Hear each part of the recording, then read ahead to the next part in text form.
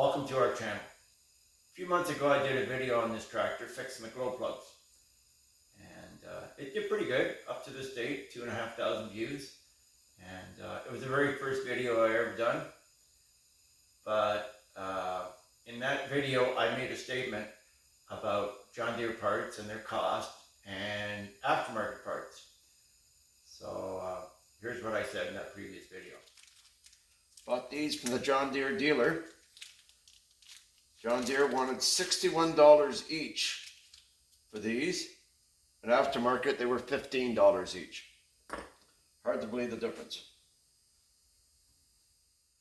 So after watching that, I have to say that you only get what you pay for. So today I'm going to explain what that means. So let's get started.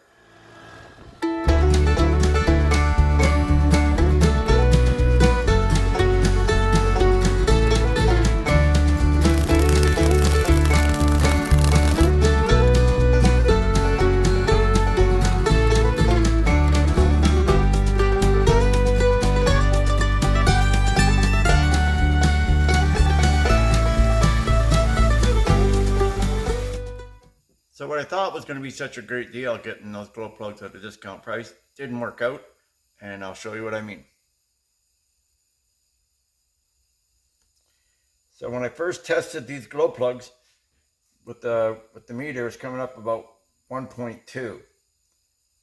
This one here's not showing up anything, as another one was, and this one here is coming out with some really weird number, totally off the scale.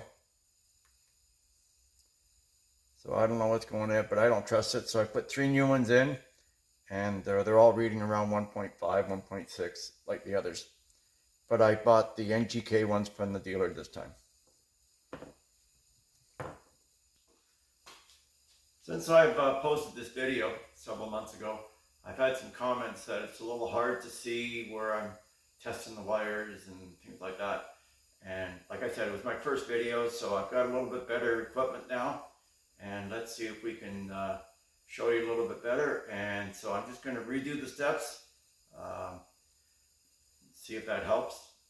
I'm not going to go through everything. Last time I had a bunch of broken wires and bad connections. I'm just going to go a basic troubleshoot from start to finish, and hopefully that helps.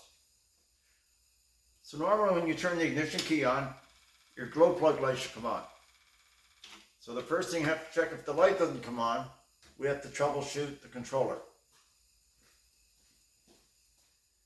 So right now we're going to check the control circuit for the glow plug. This is your little timer relay.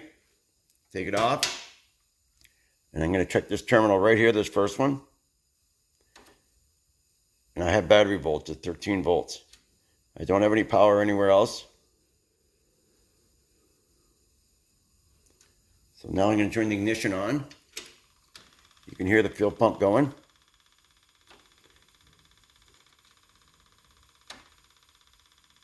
I still have my 13 volts there. Now I have voltage there, and I have voltage there. Now this top one right here, that's the wire that goes to your glow plug light. Right now I'm getting power fed through the glow plug light. We'll check that again in a minute. So we know that we're getting power to the relays. So now we're going to turn it to the ohm scale. And this is your ground. And now we have continuity of the ground. So we know you need ground and positive for the relay to work. So that's your ground circuit. Now this other one, this is your glow plug wire. I've got it disconnected over here. And as long as I got it disconnected, there's nothing going on. But once I touch it to the glow plugs, I'm getting resistance through the glow plugs to ground. So we know that's working. We'll be testing that for 12 volts later anyways. And the last thing to check, turn the ignition on. And I've just got a probe hooked up to a wire that's hooked up to ground there. Hooked up to ground there, and I'm going to put that right in here, this terminal, no other terminal. And that's going to make my glow plug light come on. Make sure you don't touch any other terminal. You'll blow the fuse. So we know the whole circuit works. So if your controller doesn't work, the light doesn't come on, and all the wiring shows up properly, you probably need a new controller. If you look at my other video, I had a problem with my controller. I was able to fix it. Make sure you look at that if you have any of that problem. So these are your 3 glow plugs. You have one there, and one there.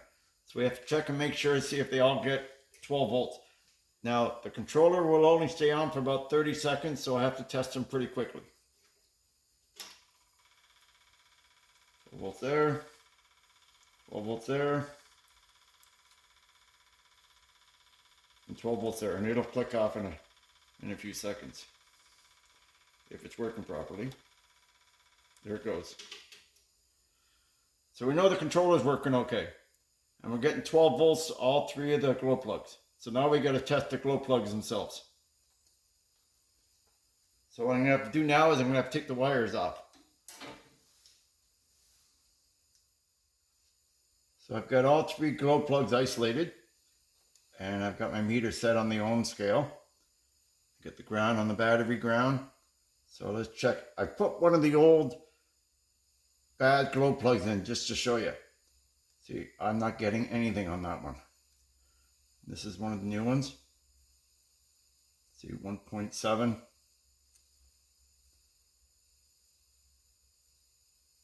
That one's a little over 2.